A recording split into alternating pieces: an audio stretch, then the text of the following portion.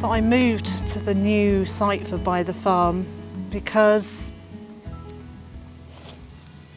we've been here for just over a month, and I don't know what I expected to have achieved in that time, but it's not what I have achieved.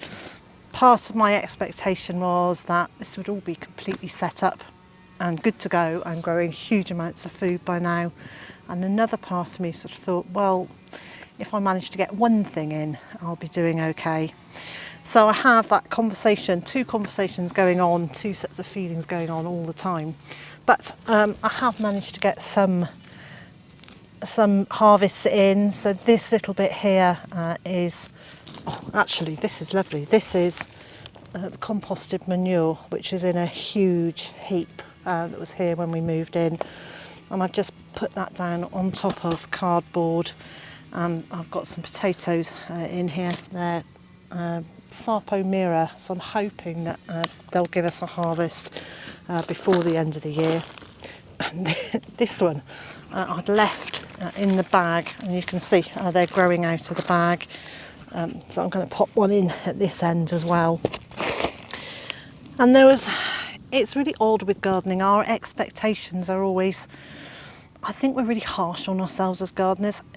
We have this vision that X, Y or Z is going to happen, and then beat ourselves up when it doesn't. And one of the things that I learnt in Monmouthshire was to be a little kinder to myself and not to have such high expectations, and then I can be really pleased and really surprised when something works better than I thought it would. But in Monmouthshire, I had the 22 raised beds laid out really neatly in a block, and I don't have such an obvious space here to make into a vegetable garden, or at least I don't think I do, because I haven't made a complete plan of the whole site. So this year I just said I'll just get some veg in, I'll just get started. So this was the space that I started with. It's fenced off from the animals. There's a bit with pallets over there, and I do gravitate towards pallets quite a lot. So what I've done is I've just said I will just plant on contour. So I'm going with the way that the land lies at the moment for a few beds, and I'm kind of designated some space over there for fruit. But what we've got here is there's the fence, and then there's a ditch, and then a raised bit. So effectively it's a swale and a berm, which in permaculture is a great way of capturing water, allowing it to drain when it needs to, but when the water is down in that ditch it will soak through this raised area, so I'll be able to plant in this. And my intention is to put all the currant bushes and blueberry bushes and things like that in these raised bits, because they will hold a lot of water as it's passed through those gullies. And then the next section can just kind of go round in the same line. So no real planting plan other than just get some food in, get in whatever I can at end of July, beginning of August.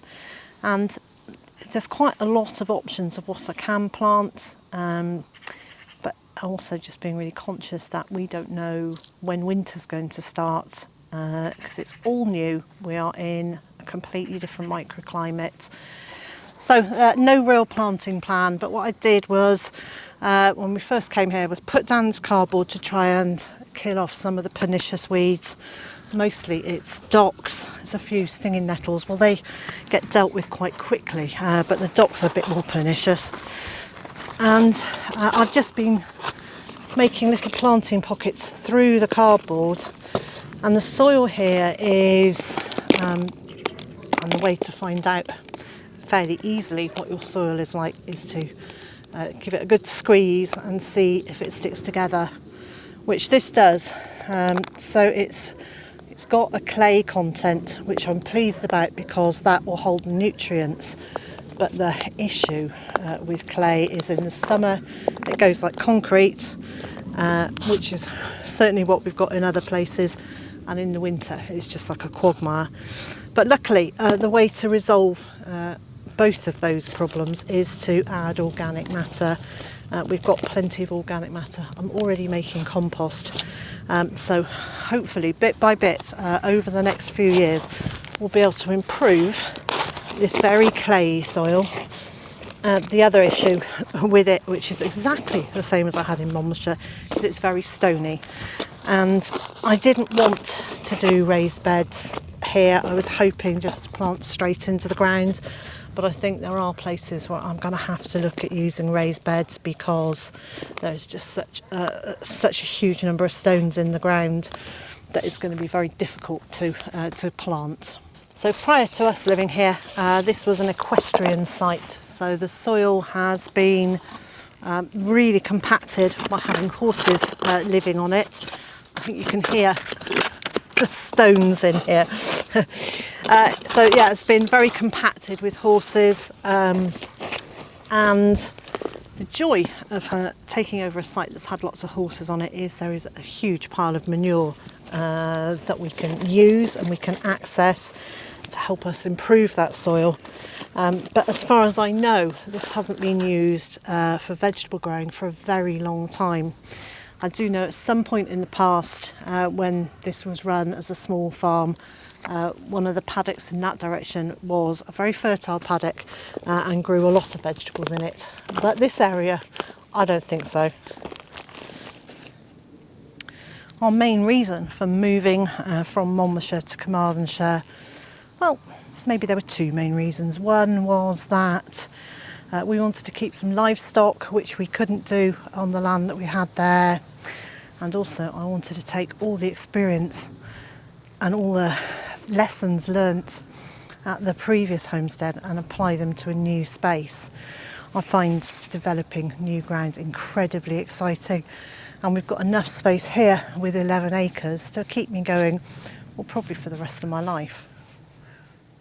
Having a big site to play with isn't the be-all and end-all, and in some ways all I ever do is work with a very small space that's in front of me. So if, for example, I was told I could only ever have a garden that was 20 foot by 10 foot, I'd be just as excited by that, and I'd make sure that I worked with each little area in that with as much enthusiasm as I do with this space here.